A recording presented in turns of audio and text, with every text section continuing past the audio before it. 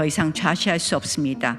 이제 우리 사회 곳곳에서 자유민주주의, 법치주의를 파괴하는 검은 세력, 기생 세력, 최좌파 카르텔을 반드시 엄단해야 합니다. 그리고 엄단은 윤석열 대통령이 12선 비상계엄을 하셨을 때 내세웠던 주장 중에 하는 것 같은데, 그러면은 의원님께서는 12선 비상계엄 합법적이고 이제 만약 대통령님께서 기각되시고 나오시면 다시 비상계엄을 하셔야 한다고 생각하시나요? 저희가 지금 계엄을 옹호하는 것이 아닌 것은 너무나 잘 알고 있지 않습니까? 아직도 그런 질문을 합니까? 엄단하라고 했습니다. 좌파 카르텔을 엄단하는 것이 계엄을 통해서 엄단하자는 것입니까? 계엄을 옹호하는 것이 아닙니다. 정과 사범에 국회와 제도를 악용해 개인 범죄를 방탄하고 위장 우클릭, 거짓말을 밥 먹듯이 하면서 국민을 속이고 의회 독재, 예산 독재로 국정을 마비시키고 사기 탄핵, 대란 선동으로 정권 찬탈을 획책하는 이재명의 민주당이야말로 이재명 대표의 말씀대로 악마 집단이 돼가고 있는 것 아닌가 합니다. 지금 반드시 우리가 해야 할 일은 명확합니다. 바로 국회 정상화, 재판 정상화입니다. 이재명 민주당이 계엄 탄핵 정국, 국정 혼란을 수습하고 민생과 국익을 위한 마음이 조금이라도 있다면 즉시 국회 법제사법위원장 자리를 국민의힘에 반환해야 합니다. 그리고 국회 정상화에 즉각 협조해야 합니다. 이번 계엄 탄핵 정국은 우리 사회 곳곳에 숨어있던 좌파 사법 카르텔의 민낯을 드러냈습니다. 입법부, 사법부, 행정부, 군대, 경찰에 또아리 들고 있는 법치 파괴, 민주주의 훼손, 정권 찬탈을 기도하는 검은 세력이 속속 드러나고 있습니다. 더 이상 좌시할 수 없습니다. 이제 우리 사회 곳곳에서 자유민주주의, 법치주의를 파괴하는 검은 세력, 기생 세력, 최좌파 카르텔을 반드시 엄단해야 합니다. 헌법을 유린하고 법치를 파괴하고 직권을 남용하며 국민을 배반하고 국익을 훼손해온 이들을 반드시 엄단해야 합니다. 자유민주주의와 법치주의를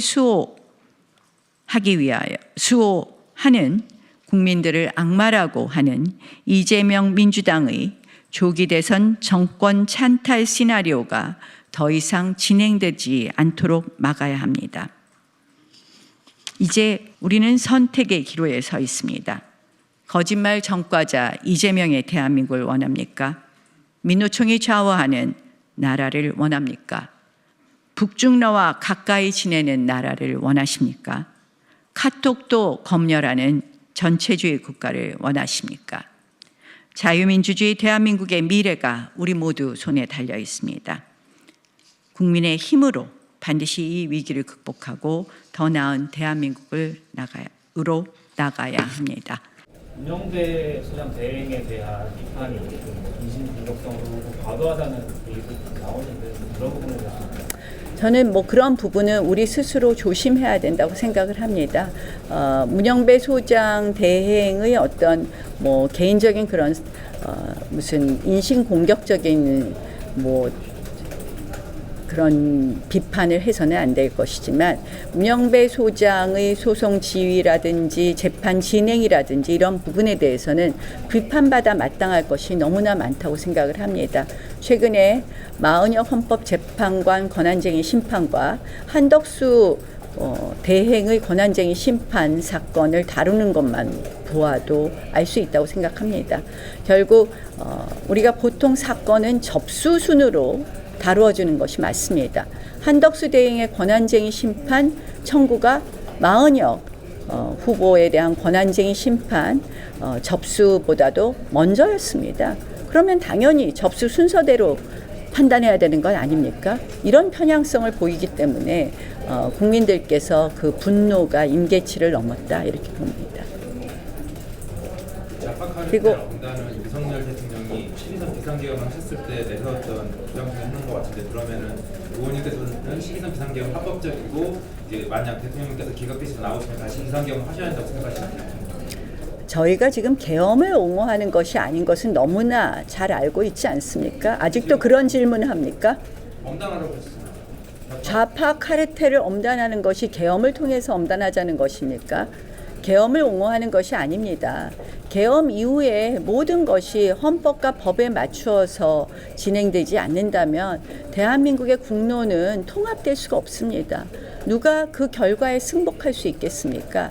그래서 제가 계엄 이후에 탄핵의 절차도 합법적이고 법치주의에 맞아야 되고 그 이후에 수사 과정도 합법적이고 법치주의에 맞아야 되는데 한마디로 공수처가 수사 권한이 없는데 수사권을 행사했고 그리고 서부지방법원에 영장을 신청할 수 없음에도 불구하고 편법적으로 영장을 신청했고 그 다음은 이제 헌법재판소로 와서 보니까 실질적으로 헌법재판소가 재판장의 소송 지휘권을 얼마나 남용했는지 그동안 얼마나 자의적으로 절차 행사했는지 이미 설명드렸지만요. 이런 말이 있어요. 이 일반 형사 사건도 저렇게 재판했으면 대법원에 한마디로 징계 민원이 들어가서 징계받을 것이다. 무슨 말이냐면요. 증인 신문 시간을 45분으로 제한한다. 일반 형사 재판장도 꿈도 못 꾸는 일입니다. 바로 징계받을 일입니다. 초시계가 등장한다? 아마 상상도 못할 것입니다. 그래서 오죽하면 인권위에서 피소추인의 방어권을 보장해 주라는 인권위 결정이 나오지 않았겠습니까? 그래서 저는 이러한 절차가 정말 헌법 가치에 부합하고 이런 절차 민주주의, 법치주의를 지키지 않으면 국론이 더 크게 분열될 수 있다. 그래서 정말 헌법재판소에 호소드리는 말씀입니다. 한동훈 대표가 5일 SNS에 이제 성찰의 시간 갖고 다시 등판할 것 같은 그런 글을 올렸는데 지금 등판하는 것에 대해서 어떻게 보시는지? 저는 지금은 한동훈 대표의 시간이 아니라고 생각을 합니다. 더 자숙의 시간을 가져야 된다고 생각을 합니다.